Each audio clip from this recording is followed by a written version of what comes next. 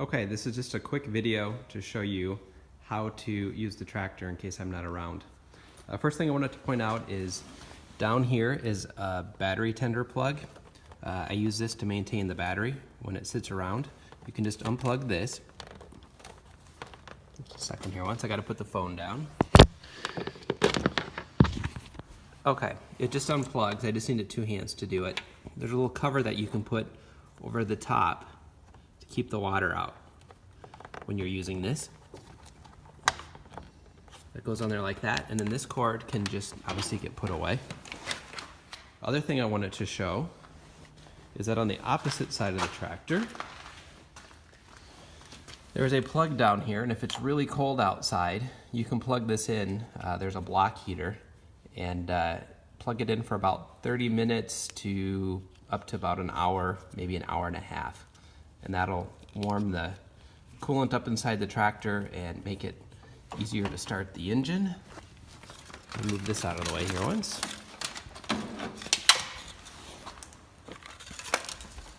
All right, so let me show you some basic things on the tractor here. All right, getting ready to start the tractor. Here's what you're going to do. Where the key is, when you turn this, when you turn it one click, you'll see it go through a diagnostics check.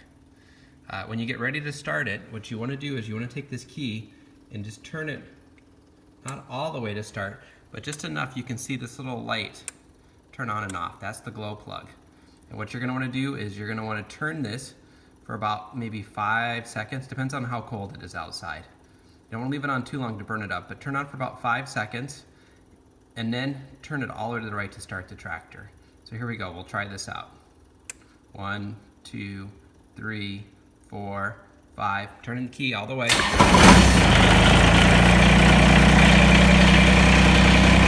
we go, so now the tractor started.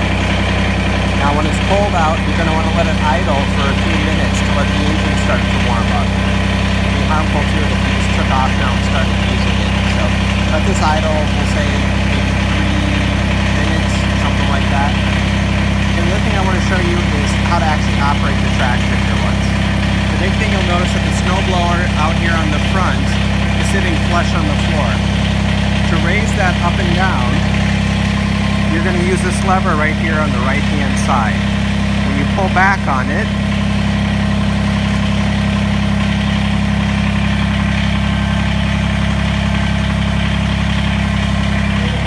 you can see that the tractor raised the snowblower up and down. Now how fast it's going to go up and down is going to kind of be determined about how fast the engine is running. Right now the tractor is idling, so there's very little hydraulic fluid moving around, so it goes up and down very slow.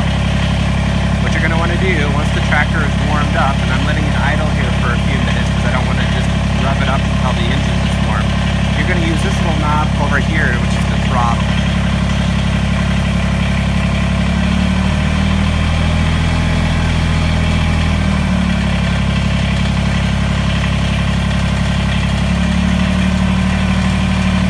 That's what's going to control the engine speed. And you look at the RPM reading on the screen here. Now again, I'm letting the tractor warm up, but once the engine's warm, you're going to want to set that at 3,000 RPM to run the snowblower. Okay, something else I wanted to kind of talk about here once with this hydraulic lever. So this is what makes the snowblower go up and down. You move it down, it goes down. You pull back, it goes up.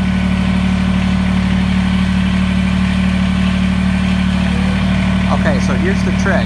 When you get ready to use the snowblower, you're going to lower it to the ground, but there's actually 2 settings on this lever. Now, if you hold the lever all the way down, it's actually going to use the snowblower as kind of a lever to lift the front of the tractor up. Okay, I guess I don't have enough flow here right now, but when the RPM is all the way up, it actually lifts the wheels up off the ground a little ways. This lever has what's called a float position. When you take the lever and you push it all the way full forward, you'll feel it go click, and then it goes into what they call a float mode. I'll try to show you this once. When that snaps all the way forward into the float mode, it allows the snowblower to just float across the ground And what it does is those little skids on the side of the snowblower, those little black skid plates, they'll just float up and down, and that will keep the snowblower from wanting to dig into the dirt or into the gravel.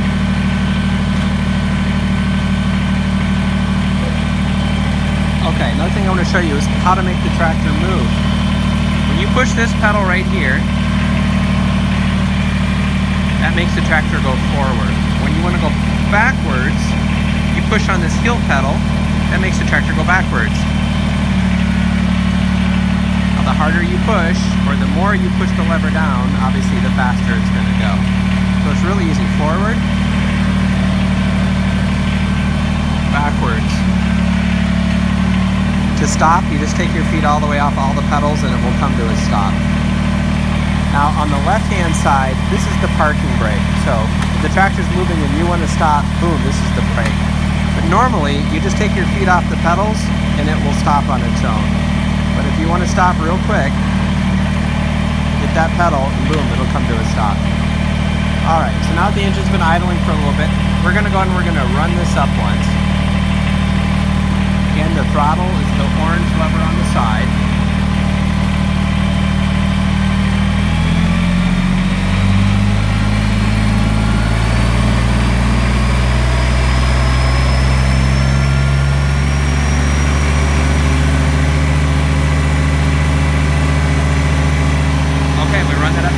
RPM. That's where we're going to operate the snowblower.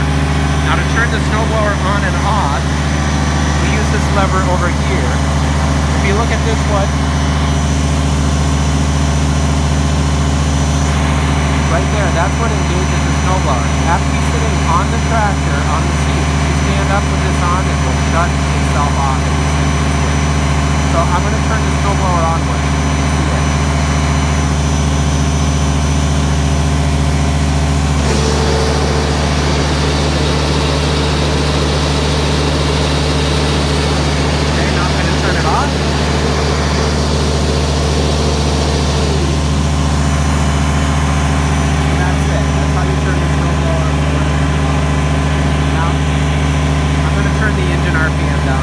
Actually, I'm going to show you the lifting capability again here once with that lever.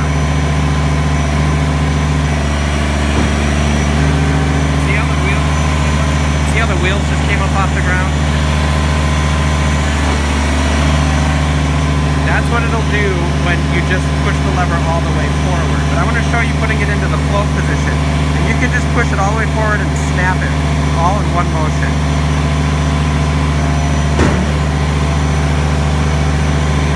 Okay, now that it's down in the float position, it won't lift the tires up anymore. It'll float up and down on the gravel.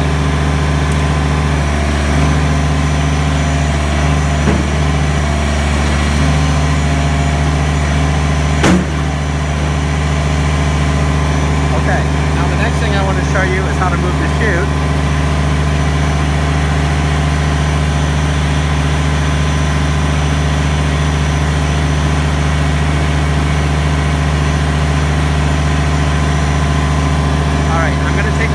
Out a high RPM.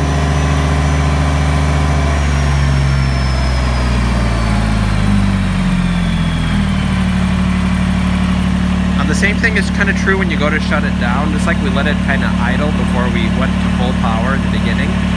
When you're all done using it, you want to let it go back down to idle for a few minutes to kind of let the tractor start to cool itself down. If you just go right from full power, pull the shed, shut it off, you can harm it. Okay, a couple other controls I always want to mention. Not that you're going to use this.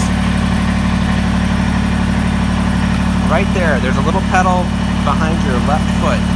That's called a differential lock. If you get to the point where you kind of get stuck in the tractor, the back wheels are kind of spinning, and you need to try to get some more traction to get out, you can push this lever down and it locks your wheels in the back so that you can try to get unstuck. That's something that's worth knowing about. Other thing over here, this is where you go from 4-wheel drive to 2-wheel drive. Right now it's in 4-wheel drive, but there should be no reason to have to change that. But that's how you select 4-wheel drive to 2-wheel drive. You can see the little icon.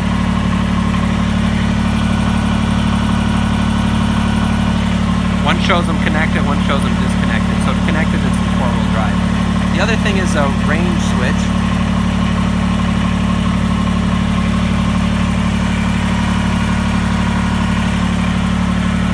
One shows a turtle, one shows a rabbit. The rabbit is in high range, which is where I operate it most of the time. The turtle's in low range. That just kind of shows you kind of how much torque and power you have. If you're pulling something, you're in the mud, you see a lot of power, you're not really going after speed, you shift it to the low range. I just keep it in the high range. Alright, the other little button over here, this is just to raise and lower the 3-point hitch in the back. You won't need to worry about that at all, so there's no reason to touch it in the back. Alright, now I'm going to show you how to shut the tractor down. You just simply bring the throttle down there towards idle, and then just turn the key off.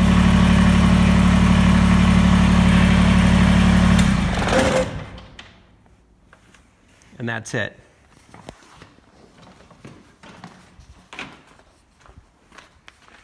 One thing worth noting too is when you're all done using the device, you should really sweep out the snow, because if you leave it in here and it freezes, then it might be frozen for the next time you use it. So I usually just take a broom and broom off the snow, because you don't want it to freeze here in the shed, because then it's a big mess. Okay, one little note about this chute. When you crank this knob and the chute gets all the way to the end, you'll notice that it reaches an end point and then it doesn't turn anymore. It can kind of get jammed in there a little bit, and you can get to the point where all of a sudden you can't get this to turn anymore. If that were to happen to you, that this is completely jammed and you can't get it unstuck, then you need to go over here and get out this tool, this crescent wrench,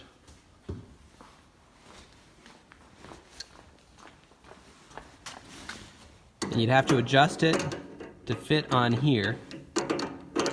And I found that if it's full forward and it's stuck, you have to use this to unstick it, because the crank will get so tight that you won't be able to unstick it or to make it move with the handle. So you can take this and this will turn it, and then that'll work. Now the way to kind of avoid that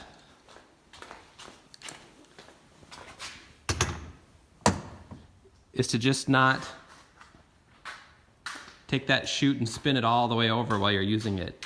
As long as you don't go all the way to the extreme, if you keep it kind of in a more moderate range, you shouldn't hopefully have that problem. So just kind of stop when it's about 90 degrees. Don't go past that point, and hopefully you won't hit the limit on the end. That's my advice. Other thing you can do is if this chute isn't blowing the snow at the height you want, you can adjust it by unscrewing these knobs. You can tilt this where you want it and tighten it back up, but you probably won't need to do anything with that. And that is about it. So again, just to recap, when you get on the tractor and you turn this key, it does a self-test.